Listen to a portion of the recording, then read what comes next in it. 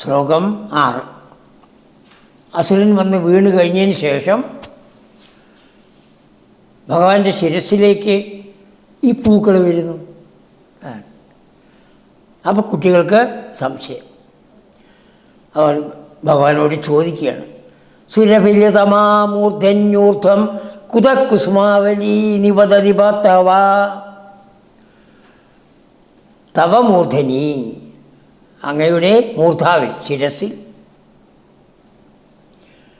സുരഭിലതമാകുസുമാവലി, നല്ല സൗരഭ്യമുള്ളതായ, സുരഭിലം സൗരഭ്യമുള്ളത്, സുരഭില തരം നല്ല മറ്റു പുഷ്പങ്ങളെ അപേക്ഷിച്ച് ഉള്ളത്, സുരഭില തമം ഏറ്റവും, അതാണ് സുരഭിലം, സുരഭില തരം, സുരഭില തമം, ഇതിൻ്റെ അപ്പുറം ഇല്ല.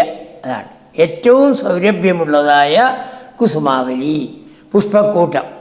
പഞ്ചാതം അതാണ്, ഒരിക്കലും പാടില്ല, ഒരിക്കലും അതിൻ്റെ ഗന്ധം പോയില്ല.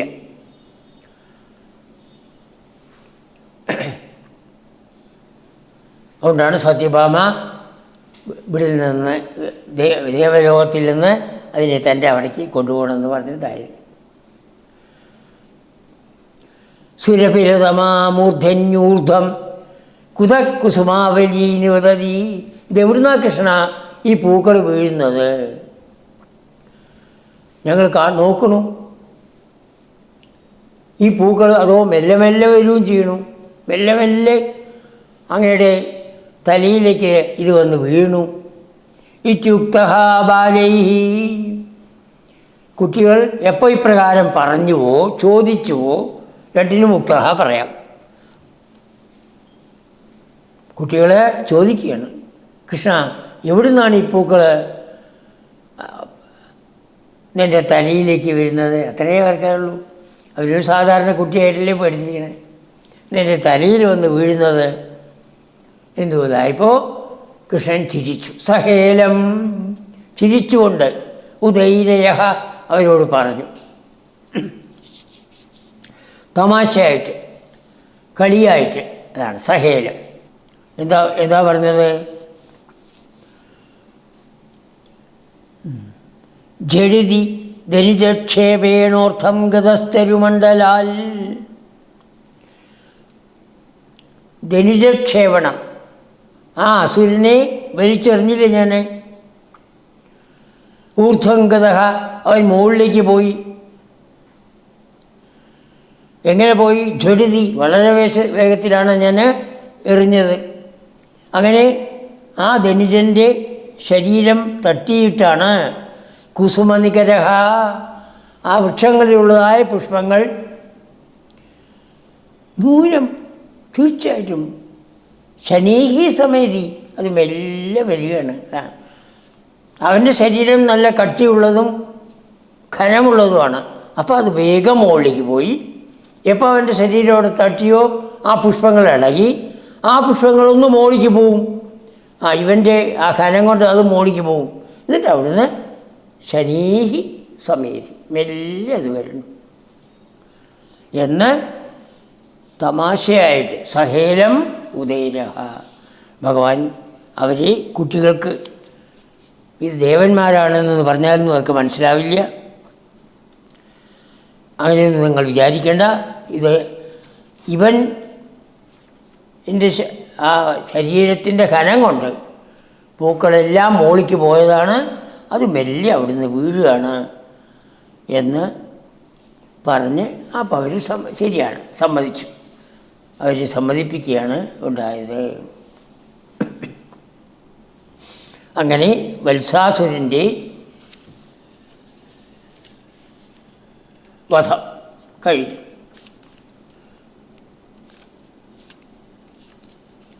ആരാണ് വത്സാസുരൻ? നേരത്തെ പറഞ്ഞു ഇല്ല. മുരാസുരനെ കുറിച്ച് കേട്ടിട്ടുണ്ടല്ലോ.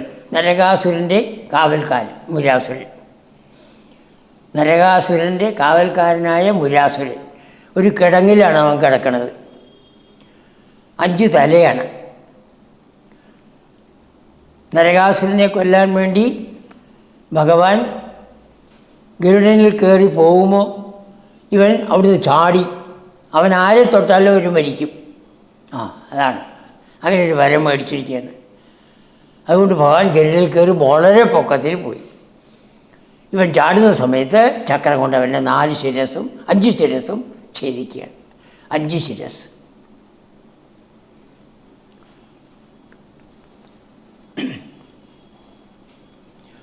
ആ മുരാസുരൻ്റെ പുത്രനാണ് പ്രമീളൻ.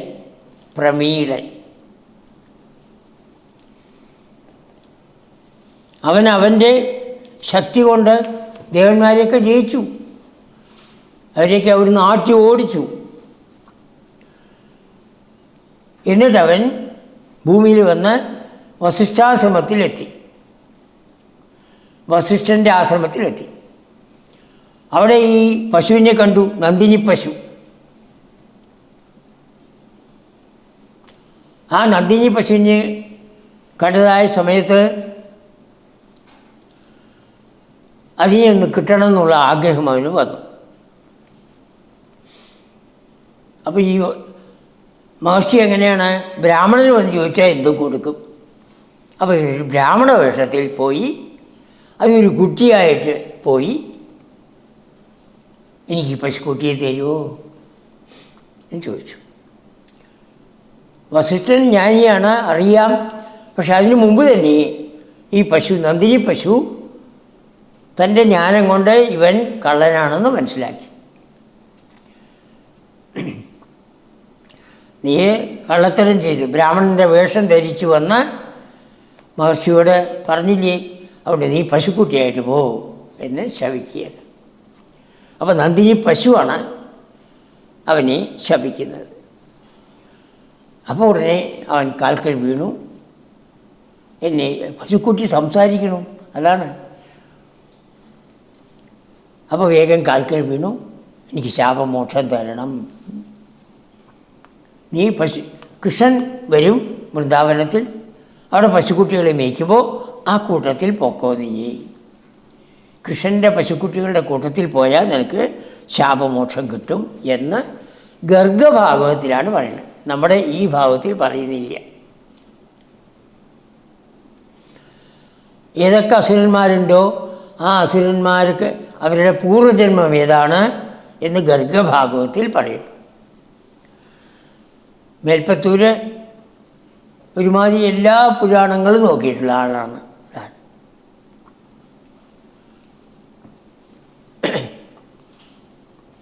പക്ഷേ വളരെ ചുരുക്കിയിട്ടാണല്ലോ അദ്ദേഹം നാരായണീയം എഴുതുന്നത്. അതുകൊണ്ട് എല്ലാം ഒന്നും പറയാൻ സാധിച്ചു എന്ന് വരില്ല. അപ്പോൾ നന്ദിനി പശുവിൻ്റെ ശാപം കൊണ്ടാണ് ഈ വിധത്തിൽ ആ പ്രമീളൻ എന്ന മുരാസുരൻ്റെ പുത്രനായ പ്രമീളൻ എന്ന അസുരൻ കൊല്ലപ്പെട്ടത്. ഇപ്പോൾ അവൻ്റെ പേര് വത്സാസുരൻ. പക്ഷേ ദേവന്മാർക്കൊക്കെ അറിയാം അവൻ പ്രമീളനാണ്, ഞങ്ങളെ സ്വർഗത്തിൽ നിന്ന് ഓട്ടിച്ചവനാണ് എന്നറിയാം. അവനെയാണ് ഇപ്പോൾ കൊന്നത്. അതിലെന്തെന്നില്ലാത്ത സന്തോഷം. ആ സന്തോഷം കൊണ്ട് അവരെല്ലാവരും കൂട്ടമായി ആ ആകാശത്തിൽ വന്ന് ഭഗവാന്റെ ശിരസ്സിലേക്ക് ആ പാരിജാത പുഷ്പങ്ങളങ്ങനെ വർഷിക്കുകയാണ്. അത് കുട്ടികൾക്ക് എന്താണെന്ന് മനസ്സിലായില്ല. അപ്പോൾ ഭഗവാൻ കളിയായിട്ട് പറയുകയാണ്, ഇവൻ്റെ ശരീരം കൊണ്ട് മുകളിലേക്ക് പോയതായ പുഷ്പങ്ങൾ മെല്ലെ എൻ്റെ തലയിൽ ഒന്ന് വീഴുകയാണ് എന്ന് പറഞ്ഞപ്പോൾ അവർ വിശ്വസിച്ചു. അതാണ് നമ്മളും മനസ്സിലാക്കണം. എന്ത് വാസ്തവത്തിൽ കാണുന്നതായ പ്രപഞ്ചമില്ലാത്തതാണ്. പക്ഷെ അജ്ഞാനികളായിട്ട് പോയിട്ട് പ്രപഞ്ചമില്ല എന്ന് പറയരുത്, അവർക്കത് ഉൾക്കൊള്ളാൻ സാധിക്കില്ല.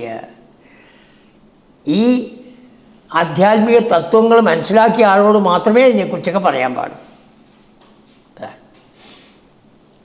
ഇത് മരുഭൂമിയിലെ കാലിൽ ജലം പോലെയാണ് എന്ന് പറഞ്ഞാൽ അവർക്ക് മനസ്സിലാവില്ല.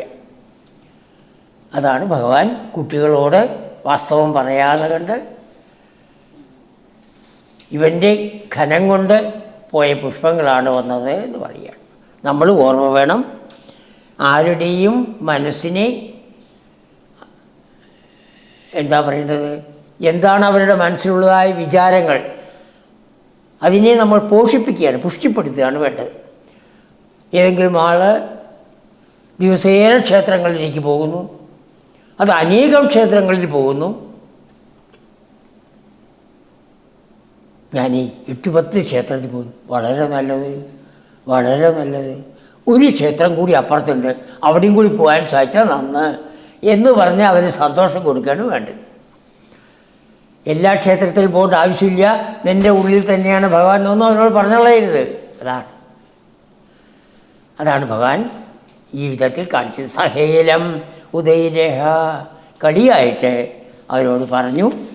എന്തുകൊണ്ട്? അതിൻ്റെ ശരിയായ കാര്യം മനസ്സിലാക്കാൻ അവർക്ക് കഴിവില്ല, അതാണ് കാരണം. ഇനി ഈ